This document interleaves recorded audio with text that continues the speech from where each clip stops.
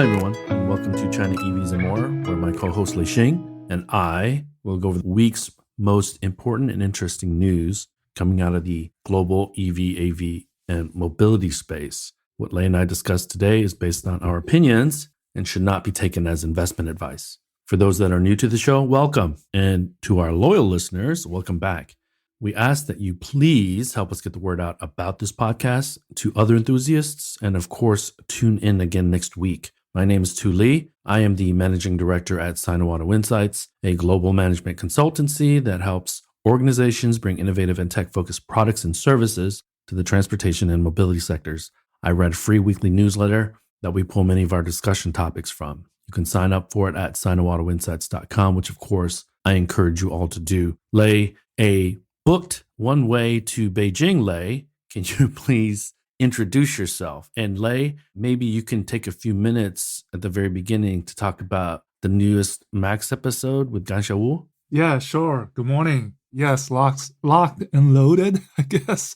Lei Xing, your co-host, former chief editor of China Auto Review, and this is episode number 151. Yes, housekeeping. We just published latest Max episode with Gansha Wu, the founder and CEO of UISEE, an autonomous driving startup that is coming up on 2016. So they're 8 years old next month. And lots of insights. But we should make a distinction between autonomous driving and autonomous vehicle. Right. Because there are autonomous vehicle companies that are doing the entire stack in addition to the vehicle. And there are companies like an Aurora in the United States that are really just providing the stack. Right. And will use it in a lot of different use cases, whether that's commercial trucking, logistics and port vehicles. But, please continue. Yeah, so make sure to listen to that Max episode. And he knows his stuff. Not only in China, but globally. And he was the former head of Intel Labs China and kind of decided to start this company, I think back in 2015. And I knew him from the personal stories. Our respective daughters went to the same kindergarten. That's how we got to know each other. So small world. So this week, the title says Legacy Strike Back. I think it's perfect because the EV startups have been kind of quiet this week, wouldn't you say? So the Tesla earnings, Porsche Macan, the second generation all-electric Macan launched. There's other stuff coming out of China, BMW, the new 5 and i5, Volkswagen Group China, commenting on their future prospects in China as they welcome their 40 years in China this year. Where do you want to start first? Well, let's start with, because I agree, in China, it takes an awful lot now to bubble up to the top with regards to being the headline for the week, because there's so much continuous news coming out. And you and I have talked about it in the past. It's really actually challenging to keep up, but you and I are able to kind of pull out what we think are kind of the important nuggets. But maybe we start with the Tesla earnings. What did you think, and how does China play into, because he said that this will be a valley between two hills, and from a growth standpoint. So anything surprise you? What takeaways did you have from the earnings? And he had made this one comment that made it onto the social media verse that I think and we'll talk about it. But it's the primary reason I started the newsletter. Okay, so and it's what we've been driving on the show often, right? Yeah, because it's the reason I pulled you in for the podcast, because I was like, okay, together we can probably create an awareness, right? So yeah, the street is the street, right? If you don't, it's a very short-sighted, I guess. How Wall Street reacts to certain things, and anytime you show signs of slow growth or not growth at all, then I think Tesla, their shares, I think in recent memory, tanked quite a lot. I don't remember the last time it went down that much in a single day. 9%. Yeah. Then you kind of, compare it with NIO, right? NIO has been a stock that's often been, I mean, it's I guess mediocre would be a compliment to say, how NIO has been doing. And which basically says if there's no signs of growth, then you're either stuck or you put in reverse. I mean, that's number one. And two is with respect to China, this $25,000 or next gen platform vehicle versus his comment that China, I think, let me repeat that comment, right? So, quote unquote, Chinese car companies are the most competitive companies in the world. They will have significant success outside of China depending on what kind of tariffs or trade barriers are established. If there are no trade barriers established, they will pretty much demolish most other car companies in the world, end quote. Now, most other car companies in the world, that's the key word right there. And Elon is not pointing to himself, but in fact, Tesla is not immune. So when you combine that and what he shared that the $25,000 vehicle or the next gen vehicle starting off in Austin, Mexico, and a third location to be announced, but not anything specific about this vehicle being produced in Shanghai. That's interesting. It is. Right? But that is in contradiction to the Reuters report about them talking to their Chinese supply base to prep for... Right, 20% growth, right? Is that the one you're referring to?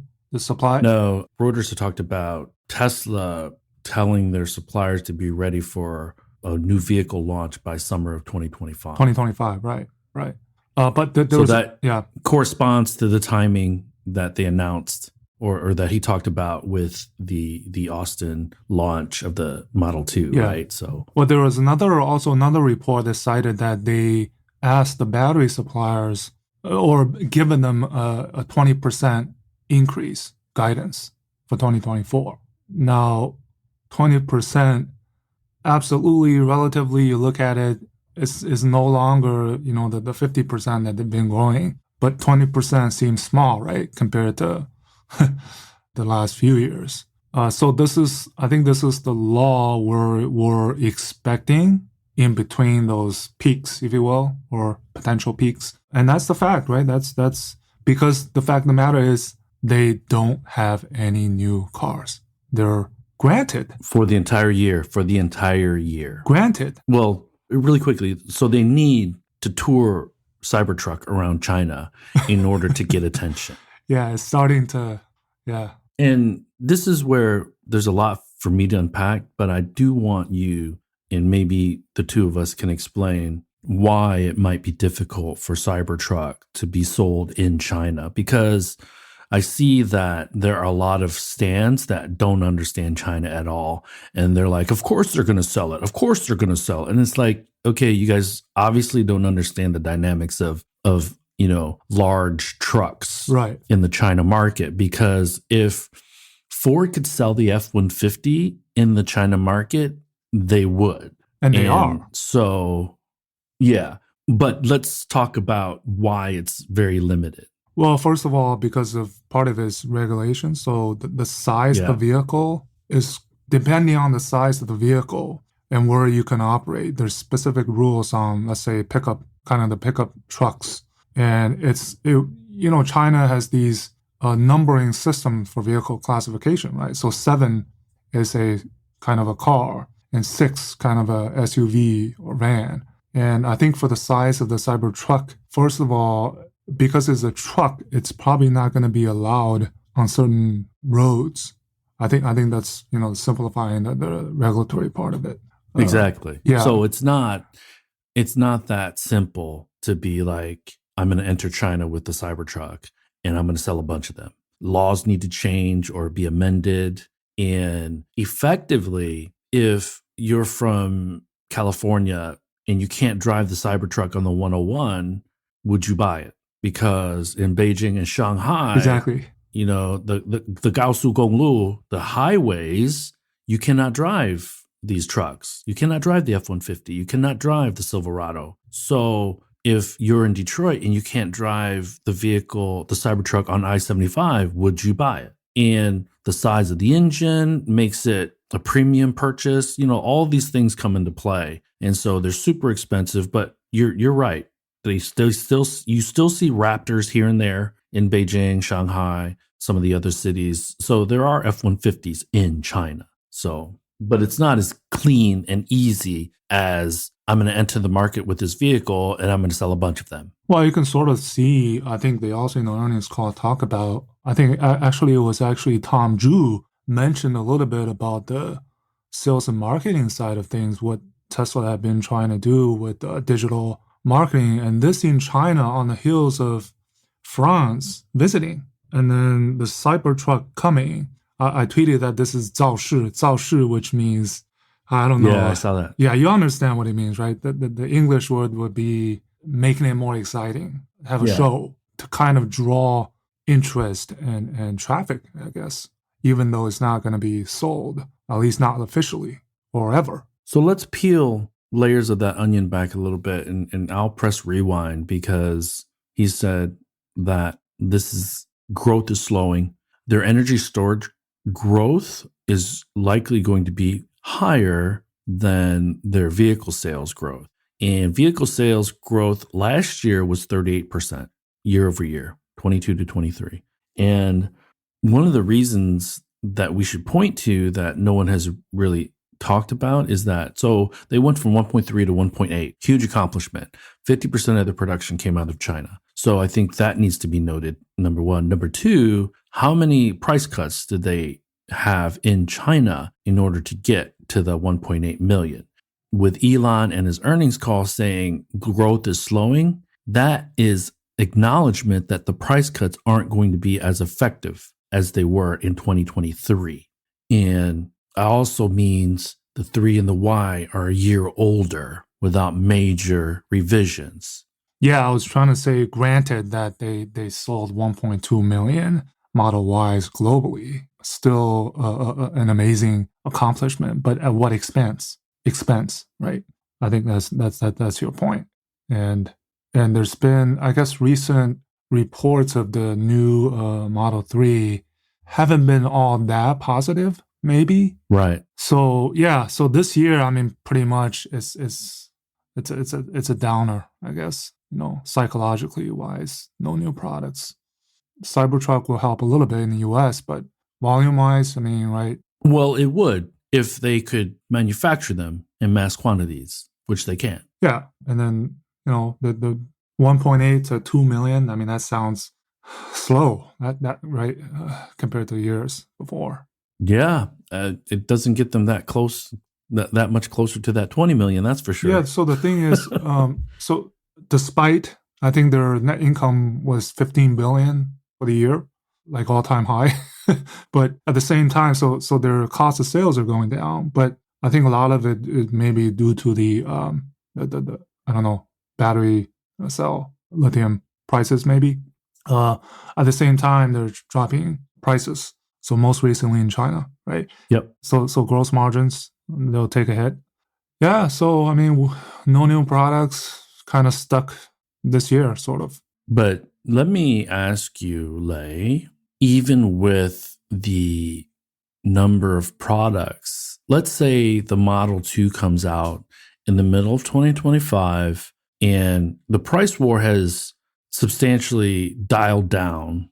Do you see the Model 2 being a major hit? Because Shanghai Giga will have likely increased capacity to almost 2 million units from the 1.2 or whatever it's currently at. Okay. So I was reading a research report that said that generally speaking, a factory needs to be at a utilization rate of around 80% in order to be profitable. So if we're looking at 2 million units, they need to be turning out about 1.6, 1.7 million out of that factory. Okay. And so that would mean in year 2, we would need to see close to 800,000 100,000 Model 2s, whether they're domestically consumed or domestically and exported. Let's not even get into that. But do you see the Model 2 being a smash hit? Well, so here's what he said in the earnings call. He said second half or by the end of 2025, right? So really, we have still 2 full years before this thing can get into mass quantity. So let's say starting 2026 is the year, actually, based on his schedule, that this thing will ramp to significant volumes. And by then, how many, I wonder, the equivalent Model 2 Qs will be on the market in China. But outside of China, let's say North America, to this day, there's no competition to Tesla. Still, we don't see any clear competitor emerging. So I think this for them will be more significant outside of China than in China. Agreed. And I think we should also kind of talk to the fact that Tesla, with some of their announcements, haven't been really on time. 4680, Cybertruck. And so when he said that they're looking at mid-2025 launch, a lot of people push back on that. And so, which is valid, but my assumption is, I just take people at their word. If 2025 comes and goes, no Model 2, then we deal with that. But he said launch mid-2025. And I look at it this way. That means that they'll have mastered, or at least they believe that they have mastered, the single gigacasting for front and rear. And if we're thinking about it from a manufacturing standpoint, I was looking, and that effectively takes 400 parts out of a vehicle. It takes a lot of welding out of the assembly plant. And so if you're doing it times 2 now, oh man, can you imagine legacy automakers, how far behind they would be?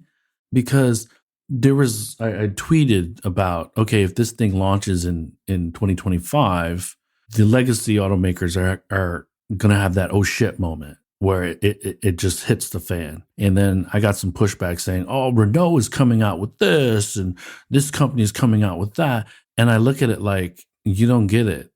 First of all, how will their software be?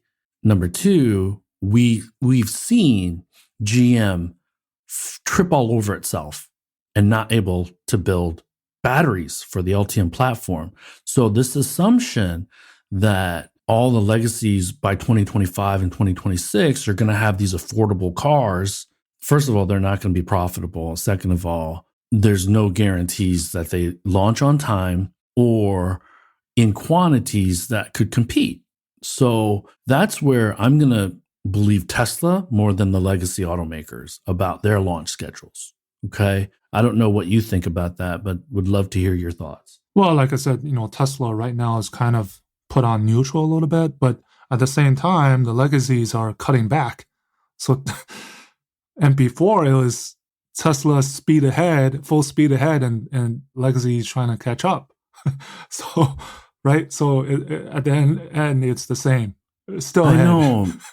And I don't know what would make, to me, it's a bit naive to think that all it takes is 5 years or 4 years or whatever. Legacy automaker decides we're going to build electric vehicles and we're going to be really good at it in this short period of time and be able to compete with Tesla before 2030 ends. That's complete BS. It's complete BS. And it tells me that you have a elementary understanding of, vehicle manufacturing, engineering, and software development. Let's full stop software development. So yeah. And I feel like his comments on China really was behind it. It's also mentioning Austin, Mexico, and a third location.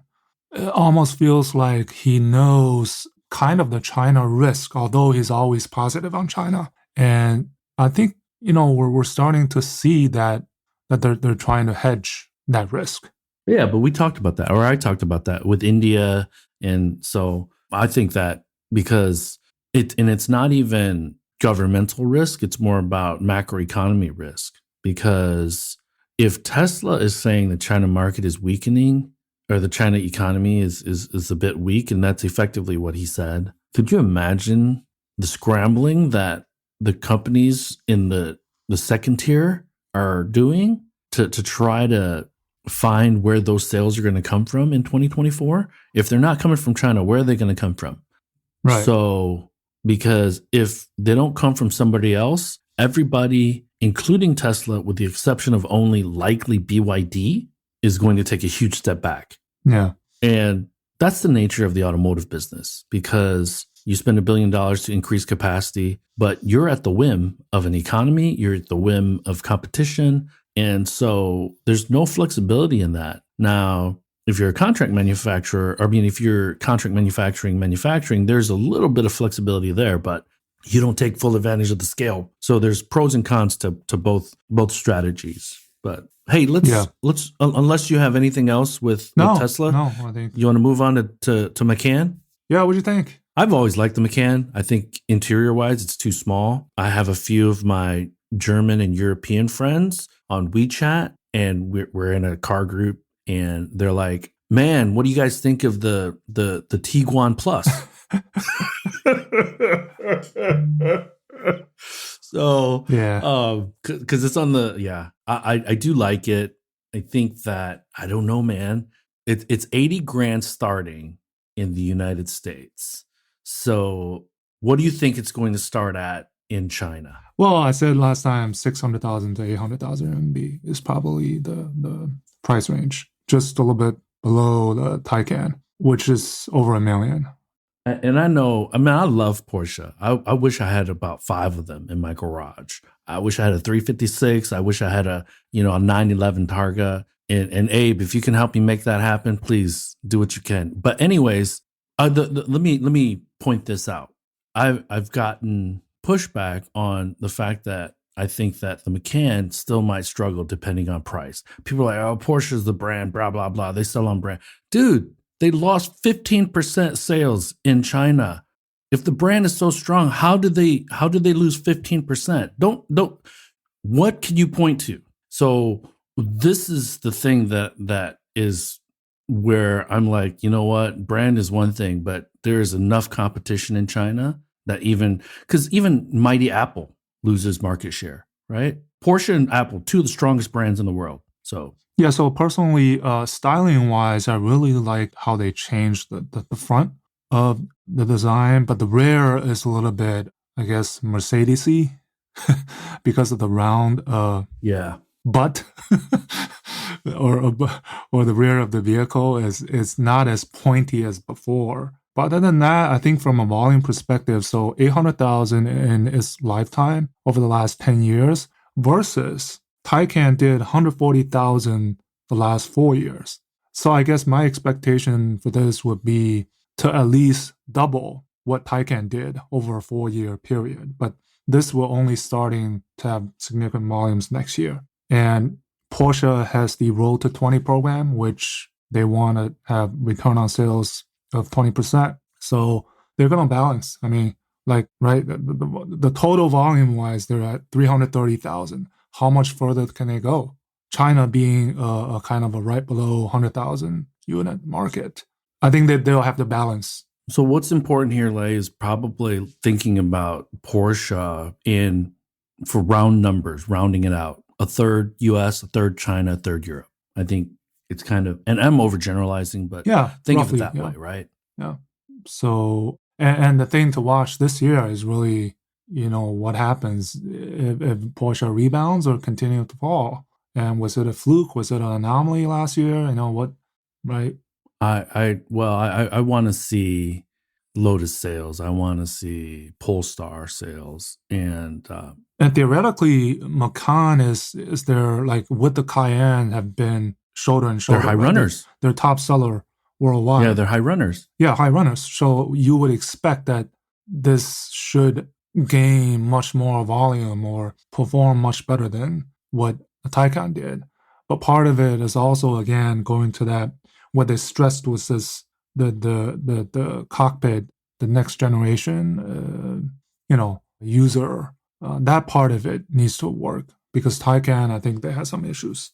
Yeah, and that goes back to my whole point about all of a sudden you're on a new platform and people now think that it's automatically just going to work perfectly. It's not. Yeah, so Carrier did some things to support the development, right? I think charging, voice assistant, some other stuff, whether that'll work well. And that's part of the reason why I was delayed in the first place, is because of software. And let me be clear, man. I'm not saying that sales are going to fall off a cliff, but if sales are okay, then you can't call it a slam dunk success, because I want to point back to your saying that these are their high runners. That drives the 350,000 unit volume for Porsche globally. Yeah, last year Macan was 27% of sales. Cayenne was a little bit higher. So two models, more than half of their sales, right? So because the Porsche 911 sells 1,000, couple thousand or something like that. So very exclusive. And yeah, and if we look at Lamborghini, Aston, their sales have increased. The premium ultra luxury companies, their sales double, triple because of the SUVs. So this is, and it's important to remember that Porsche has had no real competition because it's a premium sports brand, right? But for me, if I put on a consumer hat, if I had the money, and I would compare this to the Electre and the Polestar 304, I'd definitely get a Porsche. I'd get a Macan. That's just from my personal kind of the branding perspective. I guess where my entire argument lies is that 5 years ago, that was the only real choice. And you were happily, if you could afford it, going to purchase that vehicle. Now there are other choices. And so even if they lose 1 out of 5, 1 out of 6, that's still hitting their money maker. Okay. So that's what I mean by if sales are okay. So if they got 10 out of 10 sales, but now they're getting 8 out of 10 sales or 7 out of 10 sales, which I could see if you combine Volvo, Polestar, Lotus, those SUVs, I could see them taking 2-3 sales out of 10 from Porsche. So 3 out of 10, that's almost a third of sales, right? So I think this is where we should really, really pay very close attention, because the Lotus vehicle, the Polestar vehicle, the EX90, they're great cars. Okay. So, and yeah, Porsche carries the brand for sure. But I think unless it's a slam dunk, they're still going to have significant challenges in China. Yeah. So just expecting it to do much better than the Taycan. Oh man, we talked about 2 companies and it's 9:37. So why don't you had sent me something about Volkswagen Group. Can you talk about that a little bit? Yeah, I mean, on the same day that the Macan launched, Porsche's parent company, Volkswagen Group, held a media briefing for China, Volkswagen Group China, where one of the things that came out of it was Ralph Brandstetter, the CEO of VGC, predicting that NEVs will account for 75% of sales in China by 2030. And then this year marks the 40th anniversary of Volkswagen Group entering China. So 1984 is when the Shanghai Volkswagen kind of started production. And basically, they just talked about their strategy and so on the product side, big numbers, 30 BEVs and 30 BEVs by 2030. And then I think it was 30 additional ICE PHEVs by 2027. Oh man, I laughed. Yeah. I laughed my ass off when you were like, dude, at least have them hit the rim. So in that, yeah, I know. Like, come on, it can't be an airball, right? For those that are, I think no. No. What I'm saying is going back to the Legacy Strike Back title that they put up, lacking headlines from the startups. You kind of feel like, okay, we hear the Porsches, Volkswagen Group, they're kind of resetting. They have their strategy in place. They have their partners in place. They have their products. They have their partnerships with the local China EV, AV Tech Inc. Multiple In one in particular, we will talk about last. Yeah. Okay. And I think one of the things interesting in that document I shared was they talked about we'll continue to have the ICEs to support the development or the investment of ICVs. And I think to them, I think that the ICE part of it is still significant, volume wise or profitability wise for some time to come. And you had tweeted, right? What happens? It has to be. What happens? It has to be. It's not optional. Right. It has to be. And you had tweeted that what happens if it's at 75% an EV market? What, right? What did they do? And how much of that are the legacy you're gonna get? So if you're wondering why Lei and I are laughing, is because there was a tweet from Volkswagen Group or from you about celebrating 40 years in China and them saying they're going to have 40 products. Was it 40 by 2030 30 in the market? BEVs by cumulative 30. by 2030. And so I tweeted, I quote tweeted, late in the fourth quarter, down big, full court press. And I posted a GIF of a guy at the free throw line bricking a free throw shot. And I know I was referencing defense, and but I looked at the GIFs and I was like, "Oh, this is the most appropriate one."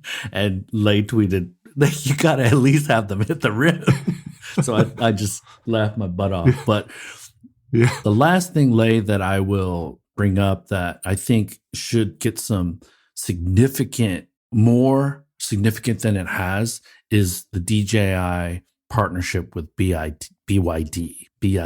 Because if BYD is able to get level 2 plus ADAS in the Seagull, in the Dolphin, in the Atto 3 UN Plus, I mean, at under 200,000 RMB, oh my God, it's going to be game over for a lot of mass market products. Now, brands might survive, but mass market products, maybe not. I'll just say this. Any companies that come out of Shenzhen, you better respect. And there's three of them, at least three of them. BYD, DJI, RoboSense, and there's a bunch of others, right? So I think it's not surprising that these BYD and DJI are in fact working. And what they showed with the Yangwang... Let me stop you there. For our listeners who don't know who DJI is, they are the 800-pound gorilla in drones. Personal drones, or I don't know what you would even call it, personal drones, and then commercial drones. And they also get into media where they have gimbals and they have audio and video equipment.